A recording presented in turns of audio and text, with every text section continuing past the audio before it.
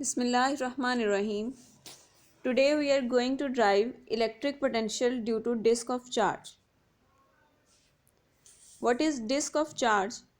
Last lecture के अंदर हमने रिंग के बारे में डिस्कस किया था कि कोई भी सर्कुलर शेप्ड ऑब्जेक्ट जो सेंटर से हॉलो हो, दरमियान से खाली हो, उसे हम रिंग कहते हैं। और इसके लिए हमने एग्जांपल ली थी रिंग की और बैंगल की, कि बैंगल जो हैं वो भी साइड से रिंग होता है लेकिन दरमियान से हॉलो होती है, यानी बाउंड्री लेंथ होती है, रिंग बना हुआ होता है, दरमियान से खाली होता है, दरमियान में कोई भी मैटर, कोई भी चीज़ नहीं होती। दैट्स वाई हम उसको रिंग का नाम देते हैं। अब उसी रिंग को अगर आप सेंटर से भी फिल कर दें, यानी सर्कुलर शेप ऑब्जेक्ट है लेकिन सेंटर से हॉलो नहीं है बल्कि सेंटर फिल्ड है, तो उसको हम डिस्क का नाम देते हैं। मिसाल के तौर पर आपके पास प्लेट है अगर कोई, तो प्लेट भी सर्कुलर शेप की होती है और दरमियान से खाली नहीं होती बल्कि दरमियान में भी उसके मैटर होता है, सेंटर से फिल हुई हुई होती है, तो उसको भी हम डिस्क कह सकते हैं। तो कंसीडर करें कि हमारे पास उसी तरह की एक डिस्क है यहाँ पे, और उसके ऊपर हमने चार्ज डिस्ट्रीब्यूट किया हुआ है, यानी हमने उस डिस्क को चार्ज किया हुआ है और पूरी की पूरी डिस्क के ऊपर उस चार्ज को स्प्रेड किया हुआ है, उसकी बाउंड्री के अलॉन्ग भी, और दरमियान में जो एरिया या जो मैटर प्रेजेंट है हर जगह पे चार्ज इक्वली डिस्ट्रीब्यूटेड है, इसलिए हम इसको कहते हैं यूनिफॉर्मली चार्ज्ड रिंग। कंसिडर करें कि हमारे पास एक रिंग डिस्क है जिसका रेडियस आर है, यानी उसके सेंटर से लेकर एज तक का जो फासला है उसको हमने आर का नाम दिया। Having uniform charge density sigma. Charge density हमने कहा था तीन तरह की होती है। समटाइम हम चार्ज को लेंथ के लिहाज से देखते हैं, यानी लीनियर चार्ज डेंसिटी, समटाइम हम एरिया के लिहाज से देखते हैं, समटाइम हम वॉल्यूम के लिहाज से देखते हैं।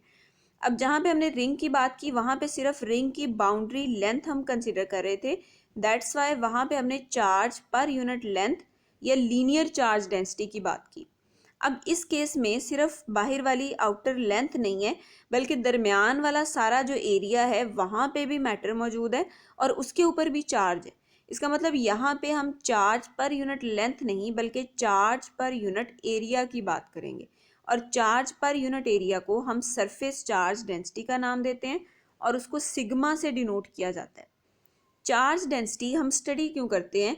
बेसिकली हम चार्ज डेंसिटी की जब बात करते हैं इसका मतलब यहाँ पे हम कंसंट्रेशन ऑफ चार्ज के बारे में देख रहे हैं। अगर सरफेस चार्ज डेंसिटी भी है हमारे पास तो इसका मतलब 1 मीटर स्क्वायर के एरिया में कितना चार्ज डिस्ट्रीब्यूटेड है। अब अगर 1 मीटर स्क्वायर के एरिया में ज़्यादा चार्ज है तो हम कहेंगे इसकी डेंसिटी ज़्यादा है, और अगर वो चार्ज कम है तो हम कहेंगे कि इसकी डेंसिटी कम है, यानी चार्ज ज़्यादा डेंस नहीं है, ज़्यादा पास पास नहीं है। इन अदर वर्ड्स, अगर थोड़ा सा चार्ज है और उसको हमने पूरी डिस्क के ऊपर डिस्ट्रीब्यूट कर दिया है तो हम कहेंगे कि चार्ज की कंसंट्रेशन कम है, चार्ज की अमाउंट कम है, इसका मतलब यहाँ पे चार्ज डेंसिटी कम है।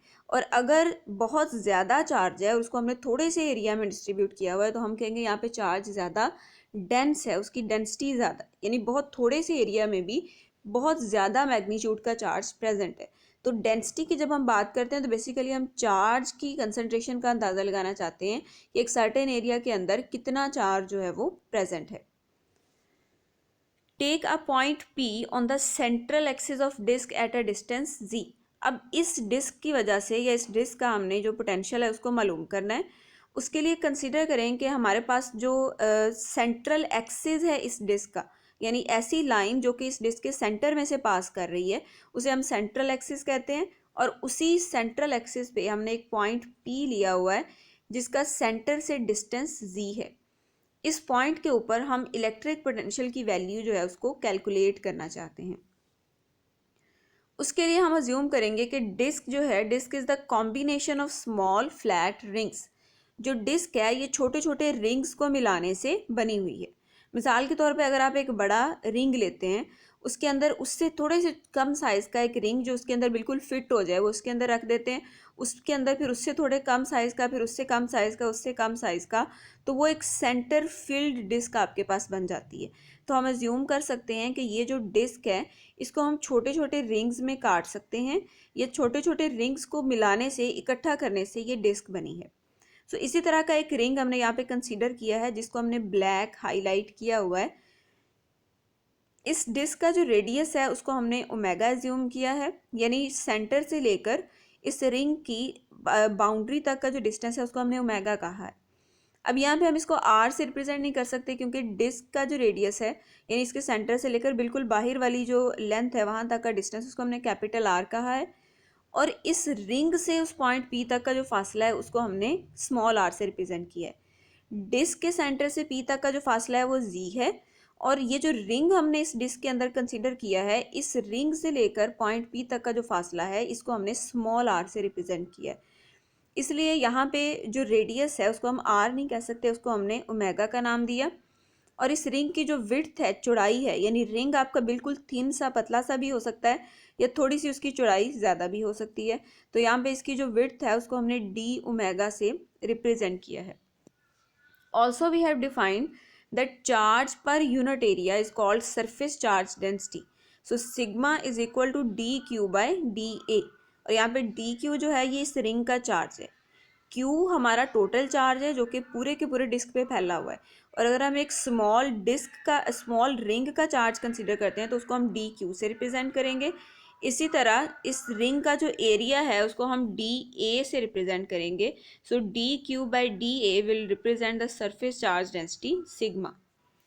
अब यहाँ से जो डी ए है अगर हम इसको इस तरफ मल्टीप्लाई करवा दें तो ये बन जाएगा सिग्मा डी ए, यानी D Q must be equal to sigma D ए।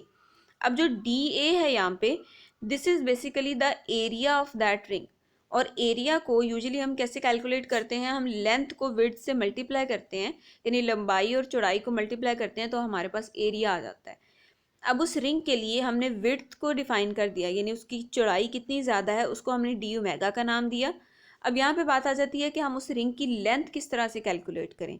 तो कोई भी सर्कुलर शेप चीज़ हो, कोई भी रिंग शेप चीज़ हो, उसकी अगर आप लेंथ मालूम करना चाहते हैं तो वहाँ पे हम 2πr का फार्मूला लगाते हैं, यानी जो लेंथ है या बाउंड्री लेंथ है वो बेसिकली उस सर्कल के सरकमफेरेंस के बराबर होती है, और सरकमफेरेंस का फार्मूला हमारे पास 2πr होता है, और r जो है वो उस रिंग का या उस सर्कल का रेडियस है।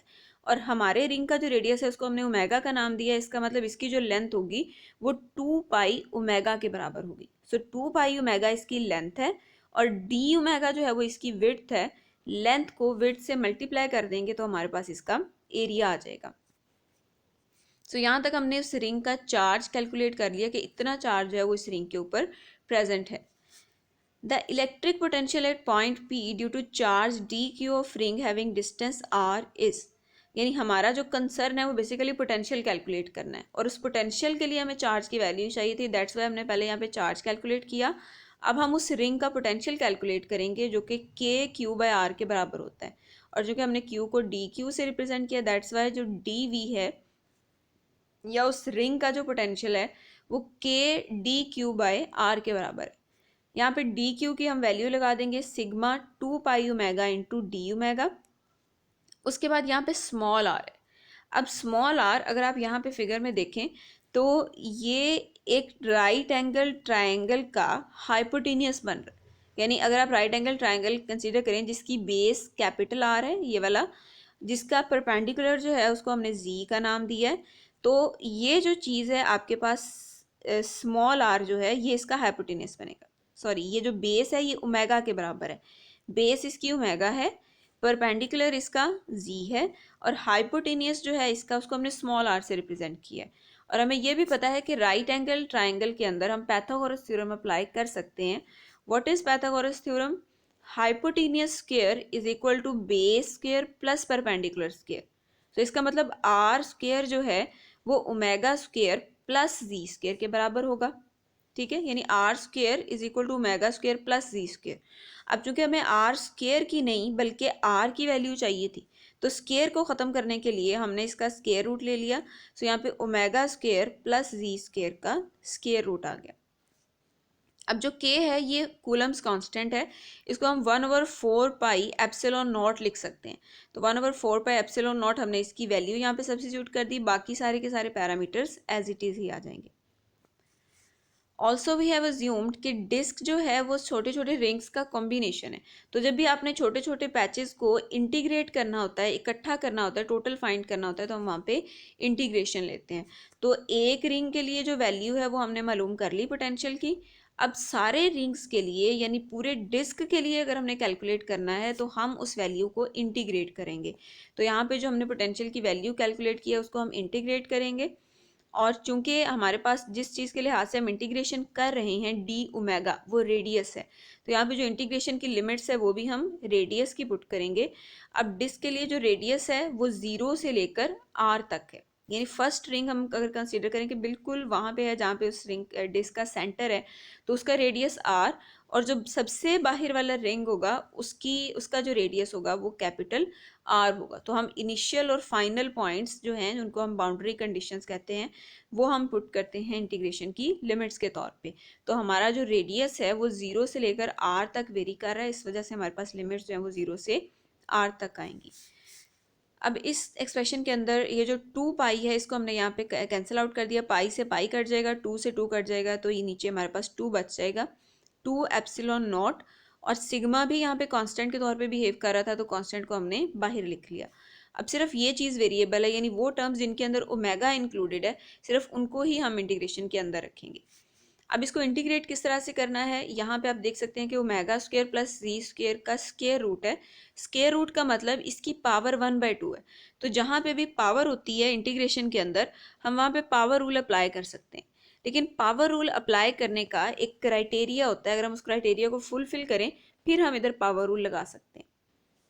अब वो क्राइटेरिया क्या है कि जिस फंक्शन की पावर है, जैसे ओमेगा स्क्वायर प्लस जी स्क्वायर की पावर है 1/2, तो इस फंक्शन का डेरिवेटिव हमारे पास यहाँ पे मौजूद होना चाहिए। अब इसका अगर आप डेरिवेटिव लें तो ओमेगा स्क्वायर का डेरिवेटिव आएगा 2 ओमेगा, और z का जो डेरिवेटिव है वो आएगा 0, क्योंकि z एक कांस्टेंट है यहाँ पे, तो कांस्टेंट का डेरिवेटिव 0 होता है। इसका मतलब इस फंक्शन का जो डेरिवेटिव है वो 2 ओमेगा है, इसका मतलब हमारे पास यहाँ पे 2 ओमेगा जो है वो होना चाहिए। यहाँ पे आप देखें कि ओमेगा प्रेजेंट है, इसका मतलब 2 मिसिंग है, तो हम क्या करेंगे 2 से इस पूरे एक्सप्रेशन को मल्टीप्लाई भी कर देंगे और 2 के साथ डिवाइड भी कर देंगे। तो जब 2 से डिवाइड किया तो ये 1/2 स्टार्ट पे आ गया, ओमेगा के साथ 2 को हमने मल्टीप्लाई किया तो ये 2 ओमेगा आ गया, D omega as it is, और ओमेगा स्क्वायर प्लस जी स्क्वायर की पावर 1/2 थी, तो जब हम इसको ऊपर लेके जाएंगे तो ये -1/2 हो जाएगी। सो यहाँ पे हम सारा क्राइटेरिया फुलफिल कर रहे हैं, फंक्शन की पावर है और साथ में उसका डेरिवेटिव मौजूद है, तो इस पूरी चीज़ पे हम पावर रूल अप्लाई कर सकते हैं। अब पावर रूल क्या होता है कि आपने उस फंक्शन की जो पावर है उसमें +1 करना होता है, और उसी क्वांटिटी के साथ हमने डिवाइड भी करना होता है उस फंक्शन को। यानी यहाँ पे -1/2 है तो हम क्या करेंगे, इसमें +1 करेंगे। -1/2 में जब +1 करेंगे तो आंसर आएगा 1/2। हम लिखेंगे ओमेगा स्क्वायर प्लस जी स्क्वायर की पावर 1/2, और 1/2 के साथ ही हम उसको डिवाइड भी कर देंगे। सो ओमेगा स्क्वायर प्लस जी स्क्वायर की पावर 1/2 आ गई, इस पूरे पे जो पावर रूल अप्लाई किया, और नीचे भी 1/2 है। अब जो डिवाइड में 1/2 है वो इस वाले 1/2 से कैंसिल आउट हो जाएगा। सो हमारे पास बचेगा ओमेगा स्क्वायर प्लस जी स्क्वायर होल पावर 1/2। अब यहाँ पे इन्होंने क्या किया है, इन्होंने यहाँ पे कैंसिलेशन नहीं की, इस 2 को भी बाहर लिख लिया 1/4, और जो डिवीजन में 2 था उसको भी ऊपर मल्टीप्लाई करवा लिया, बाद में 2 को 4 से कैंसिल आउट किया। लेकिन आप यहाँ पे कैंसिलेशन भी कर सकते हैं कि जो डिवाइड में 1/2 है वो इस 1/2 से कैंसिल आउट हो जाएगा, आपके पास सिग्मा ओवर 2E0 बच जाएगा, और यहाँ पे ओमेगा स्क्वायर प्लस जी स्क्वायर की पावर 1/2। अब हम लिमिट्स ऑफ इंटीग्रेशन अप्लाई करेंगे क्योंकि इंटीग्रेशन हमारी कंप्लीट हो गई है। अब लिमिट्स किस तरह से अप्लाई करते हैं, जिस वेरिएबल के लिहाज से आप इंटीग्रेट कर रहे होते हैं, जैसे ओमेगा यहाँ पे वेरिएबल है, जी तो कांस्टेंट है, उस वेरिएबल के अंदर हम लिमिट्स पुट करते हैं। सबसे पहले अपर लिमिट पुट करते हैं, माइनस उसमें हम लोअर लिमिट पुट करते हैं। तो जब अपर लिमिट पुट करेंगे ओमेगा की जगह आर, तो यहाँ पे आ जाएगा आर स्क्वायर प्लस जी स्क्वायर और power 1/2 as it is, minus जब हम यहाँ पे लोअर लिमिट पुट करेंगे यानी ओमेगा की जगह 0 पुट कर दिया, जब यहाँ पे 0 हो गया तो हमारे पास बचा सिर्फ और सिर्फ जी स्क्वायर, और जी स्क्वायर की पावर है 1/2, तो स्क्वायर के साथ 1/2 पावर कैंसिल आउट हो जाएगी, यानी 2 के साथ ये 2 कैंसिल आउट हो जाएगा, सिर्फ और सिर्फ जी जो है वो यहाँ से बच जाएगा। अब ये वाला जो एक्सप्रेशन है आर स्क्वायर प्लस जी स्क्वायर होल पावर 1/2, इसको हम सिंप्लीफाई करेंगे, लेकिन इसको सिंप्लीफाई करने के लिए हम एक अजम्पशन करेंगे यहाँ पे कि जो z है it's very very greater than r। अब z जो था वो क्या था, डिस्क के सेंटर से लेकर उस पॉइंट तक का फासला था जिस पॉइंट पे हम इलेक्ट्रिक पोटेंशियल कैलकुलेट करना चाहते हैं। तो अगर हम एज्यूम करें कि वो पॉइंट जहाँ पे हम पोटेंशियल कैलकुलेट कर रहे हैं वो डिस्क से बहुत ज़्यादा फासले पर है, जब वो फासला बढ़ता जाएगा इसका मतलब जी की वैल्यू बहुत बढ़ जाएगी और वो डिस्क के रेडियस के मुकाबले में बहुत लार्ज होगी। अब इस असम्पशन का यहाँ पे क्या रोल है वो हम देखते हैं। ये जो एक्सप्रेशन है R square plus G square power 1/2, इस पर हमने बाइनोमियल थ्योरम अप्लाई करना है। अब बाइनोमियल थ्योरम तब अप्लाई कर सकते हैं अगर आर स्क्र की जगह पे 1 आ जाए या जी स्क्र की जगह पे 1, यानी एक जगह पे 1 आना चाहिए प्लस सम फंक्शन। तो 1 लाने के लिए हम क्या करेंगे, यहाँ से जी स्क्र को कॉमन कर लेंगे, यानी यहाँ से जी स्क्र जब हम कॉमन लेंगे तो इसकी जी स्क्र की जगह पे 1 आ जाएगा। कॉमन का मतलब हम उस चीज़ को बाहर लिख रहे हैं, तो जी स्क्र को जब हम कॉमन करके बाहर लिख लेंगे तो यहाँ पे 1 बच जाएगा। सो जी स्क्र कॉमन लिया, यहाँ पे 1 बच गया। प्लस अब ये जो आर स्क्र है, अगर हम कोई ऐसा वेरिएबल कॉमन लें जो कि इस फंक्शन में मौजूद ना हो तो हम उसके साथ उसको डिवाइड कर देते हैं। तो इस पूरी टर्म में से हमने जी स्क्र कॉमन लिया है, ठीक है। अब जहाँ पे जी स्क्र था वहाँ पे तो बच गया 1, लेकिन जब आर स्क्र के साथ जी स्क्र नहीं था तो इसके साथ हम जी स्क्र को सिंपली डिवाइड कर देंगे। तो हमारे पास बचा 1 plus R square by G square. Basically R square over G square plus 1 है, लेकिन एडिशन में आप ऑर्डर चेंज भी कर दें, यानी 1 पहले लिख दें तब भी फर्क नहीं पड़ता। So 1 plus R square over G square, और जो जी स्क्र हमने कॉमन लिया था, अब जी स्क्र हमने कॉमन लिया हुआ है और होल की पावर 1/2 है, तो उस जी के स्क्र के साथ पावर 1/2 कैंसिल आउट हो जाएगी, तो ये जी बाहर चला जाएगा और इसके ऊपर पावर 1/2 एज इट इज रहेगी। यानी अगर हमने जी स्क्र कॉमन लिया है तो जी स्क्र के ऊपर भी ये पावर 1/2 है, और जो अंदर 1 plus R square over G square बचा है इसके ऊपर भी पावर 1/2 है। तो जी स्क्र की जो पावर 2 थी और उसके साथ 1/2, वो 2 से 1/2 कैंसिल आउट हो गया, जी ऐसे ही बच गया, और इसके ऊपर 1/2 हमने इसी तरह से लिखे रखा। अब इसके ऊपर हम लोग बाइनोमियल थ्योरम अप्लाई कर सकते हैं। बाइनोमियल थ्योरम किस तरह से हमने अप्लाई करना है कि हम ये जो पावर होती है इसको 1 प्लस जो टर्म होती है उसके साथ मल्टीप्लाई करवा देते हैं, यानी 1 plus 1/2 R square by G square, plus यहाँ पे फिर 1/2 का स्क्र आ जाता है, और उसके बाद इन टर्म्स का क्यूब, फिर fourth power and so on, यानी आगे से आगे ये पूरी सीरीज चलती है। लेकिन जो आपके पास क्यूब है या हायर पावर्स हैं उनको हम निगलेक्ट कर देते हैं। अब उनको निगलेक्ट करने की क्या वजह होती है, उसकी वजह ये अजम्पशन है। हमने कहा कि जी की जो वैल्यू है वो बहुत बहुत बहुत ज़्यादा है एज़ कम्पेयर टू आर। इसका मतलब हमारा जो न्यूमरेटर है वो बहुत छोटा है और जो डिनोमिनेटर है वो बहुत बड़ा है, यानी जी की वैल्यू बहुत ज़्यादा है, आर की वैल्यू बहुत कम है। तो जब आप उसका क्यूब और फोर्थ पावर लेंगे तो जी की वैल्यू और ज़्यादा बढ़ती जाएगी, ठीक है, और आर की वैल्यू और कम होती जाएगी। क्योंकि अगर आर यानी कोई चीज़ ऐसी है जो बहुत छोटी है, 0.1 अगर आप अज्यूम कर लें, तो 0.1 का जब आप स्क्वायर लेंगे तो वो 0.001 आएगा, ठीक है, 0.01 आएगा। अब वहाँ पे हम जब स्क्वायर और क्यूब लेते जाएंगे या अगली पावर्स लेंगे, 3 पावर लेंगे, 4 पावर लेंगे, तो ऊपर वाली टर्म और छोटी होती जाएगी, नीचे वाली टर्म और ज़्यादा बढ़ती जाएगी। तो जब भी आप एक छोटी टर्म को बड़ी से डिवाइड करते हैं, मतलब आप 1 को 10 से डिवाइड करोगे 0.1 आएगा, 1 को 100 से डिवाइड करोगे 0.01 आएगा, और 1 को 1000 से डिवाइड करोगे तो 0.001 आएगा। इसका मतलब आगे से आगे जब आप डिवीजन करोगे तो ये जो फैक्टर है आर स्क्वायर ओवर जी स्क्वायर, फिर R cube over z cube, फिर R four over z four, ये बहुत छोटा होता जाएगा, यानी इतना छोटा हो जाएगी ये वैल्यूज़ कि वो 0.000 समथिंग के बराबर होगी। अब जो 0.00 समथिंग है उसको हम इसमें ऐड करें या ना करें उससे कोई बहुत ज़्यादा फ़र्क नहीं पड़ता। दैट्स वाई हम हायर टर्म जो होती हैं उनको निगलेक्ट कर देते हैं। तो यहाँ पे हमारे पास ये बचेगा 1 प्लस 1/2 आर स्क्वायर ओवर जी स्क्वायर। अब जी को अंदर मल्टीप्लाई करवा दें तो 1 से मल्टीप्लाई होगा तो जी बचेगा, प्लस इस एक्सप्रेशन से जब जी मल्टीप्लाई होगा तो एक जी से वो जी कट जाएगा और नीचे एक जी बचेगा, यानी आर स्क्वायर ओवर 2z। तो हमारे पास बचेगा z plus R square over 2z। अब जो हमने सिंप्लीफिकेशन की है इस एक्सप्रेशन की, तो हमारे पास आया है R z plus R square over 2z, वो हम इसकी जगह पे पुट कर देंगे इस एक्सप्रेशन के अंदर। So z plus R square over 2z minus z, ये दोनों कट जाएंगे, हमारे पास बचेगा sigma over 2 epsilon naught R square over 2z। अब यहाँ पे 2 एप्सिलॉन नॉट है, तो अगर हमारे पास यहाँ पे 2 जो है वो हमने बाहर मल्टीप्लाई करवा दिया, तो बेसिकली 4 एप्सिलॉन नॉट बच जाएगा। तो अगर यहाँ पे हमारे पास पाई भी होता तो 1/4 पाई एप्सिलॉन नॉट को हम के लिख सकते थे। तो हमने क्या किया, पाई से इसको मल्टीप्लाई भी करवा दिया और पाई के साथ इसको डिवाइड भी कर दिया। अब 1/4 पाई एप्सिलॉन नॉट जो था इसको हमने के लिख दिया, और सिग्मा पाई आर स्क्वेयर ये क्यू के बराबर है। ये बिल्कुल स्टार्ट में हमने ये चीज़ कैलकुलेट की थी कि क्यू जो है वो सिग्मा डी ए के बराबर है, ठीक है। और सिग्मा डी ए यानी टोटल एरिया जब आप कैलकुलेट करोगे तो वो पाई आर स्क्वेयर के बराबर आएगा। यानी सर्कुलर जो चीज़ होती है, डिस्क है या रिंग है, उसका एरिया पाई आर स्क्वेयर के बराबर होता है। सो क्यू जो है वो सिग्मा पाई आर स्क्वेयर के बराबर होगा। तो सिग्मा पाई आर स्क्वेयर की जगह हमने क्यू लिख दिया, 1/4 पाई एप्सिलॉन नॉट की जगह पे हमने के लिख दिया, और जी जो है वो ऐसे ही बच गया। So potential due to disc of charge is given by K Q by जी।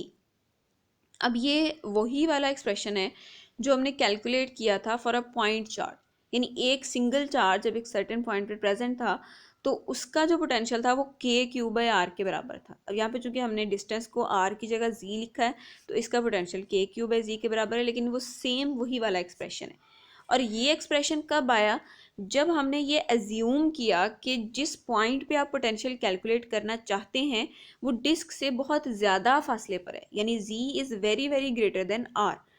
तो हम कह सकते हैं कि अगर वो पॉइंट जहाँ पे आप पोटेंशियल कैलकुलेट कर रहे हैं तो वो बहुत ज़्यादा फासले पर हो, तो उस वक्त जो डिस्क है वो एक पॉइंट चार्ज के तौर पे बिहेव करती है, ठीक है। या हम कह सकते हैं कि फॉर डिस्टेंट पॉइंट्स, ठीक है, यानी यहाँ पे डिस्क पड़ी है, इसका पोटेंशियल अगर आप डिस्टेंट पॉइंट्स पे जो है वो मालूम करना चाहते हैं, so for distant points the disc of charge behave as point charge. ये चीज़ याद रखनी है, डिस्क जो है वो एक पॉइंट चार्ज के तौर पे बिहेव करती है। कब, जब वो पॉइंट जहाँ पे हम पोटेंशियल कैलकुलेट करना चाहते हैं वो डिस्क से बहुत ज़्यादा फासले पर हो, या z जो है वो बहुत ज़्यादा बड़ा हो एज़ कम्पेयर टू r।